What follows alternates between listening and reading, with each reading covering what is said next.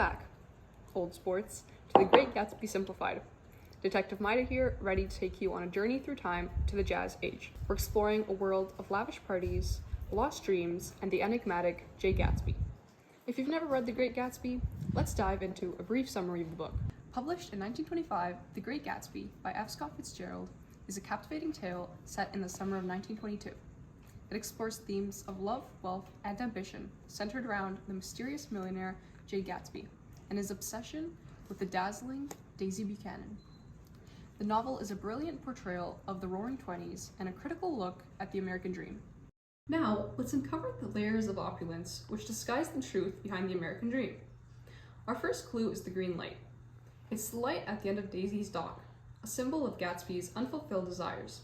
Just out of reach, it represents the dreams we chase, but we can't quite grasp. Consider this moment from the novel on page 20. He stretched out his arms toward the dark water in a curious way, and, far as I was from him, I could have sworn he was trembling. Involuntarily, I glanced seaward, and distinguished nothing except a single green light, minute and far away, that might have been the end of a dock.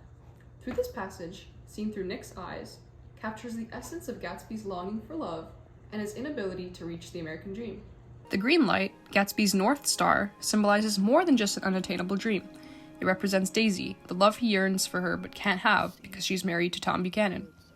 This light, much like the American dream, is always just out of reach, a symbol of desires that remain unfulfilled. In chasing it, Gatsby confronts the hard truth of reality. Not every dream, no matter how passionately pursued, can be attained. Next clue brings us to the Valley of Ashes. This desolate landscape starkly symbolizes the disparities in social class, a grim contrast to the wealthy elite's opulence. It's a representation of the American dream's decay, where the gap between rich and poor highlights the loss of societal values.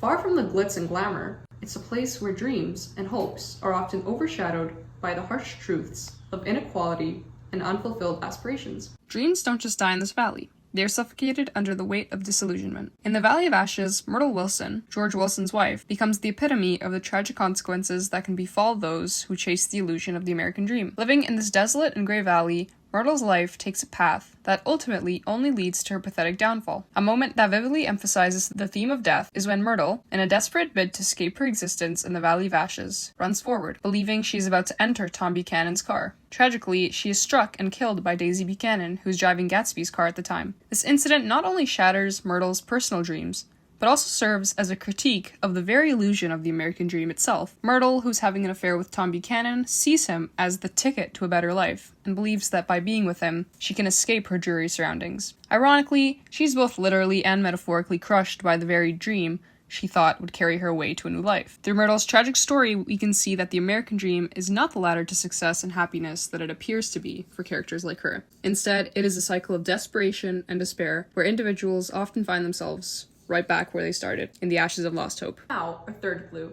Mayor Wolfsheim, the embodiment of the era's corruption. His rise to success, through questionable means, reflects the dark underside of the American dream. It's a dream twisted by greed and dishonesty, a far cry from the noble pursuit we're all led to believe.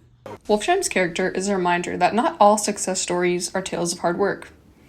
Wolfsheim is not only the symbol of corruption, but a direct link to Gatsby's own murky rise to wealth. As an important figure in organized crime, Wolfsheim helped Gatsby garner his fortune through bootlegging of illegal liquor during the Prohibition era. His notoriousness spreads to underhanded dealings, such as fixing the 1919 World Series, therefore showing how deep his corruption and influence runs. So, what does this say for Jay Gatsby?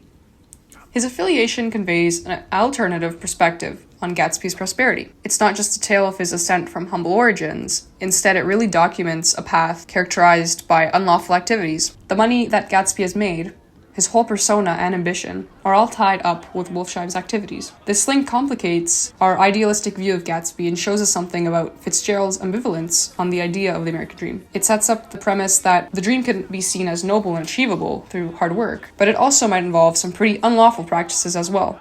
This questions whether Gatsby really pulled himself up by his own bootstraps, or was perhaps in cahoots with some shady mobs. Now, for the biggest mystery. Was Jay Gatsby inspired by a real person? Some believe Max von Gerlach, known for his extravagant parties and mysterious personality, was the real Gatsby. The term old sport, often used by Gatsby, is also said to have been Gerlach's signature phrase. So there you have it. Today we've explored 3 examples in The Great Gatsby that unravel the complexities of the American dream. From Gatsby's unattainable green light, symbolizing his unfulfilled desires and the elusive nature of the dream, to the grim reality of the Valley of Ashes, showing the decay of those dreams. And we can't forget Mayor Wolfsheim, an important reminder of the corruption often entangled in the pursuit of the American dream.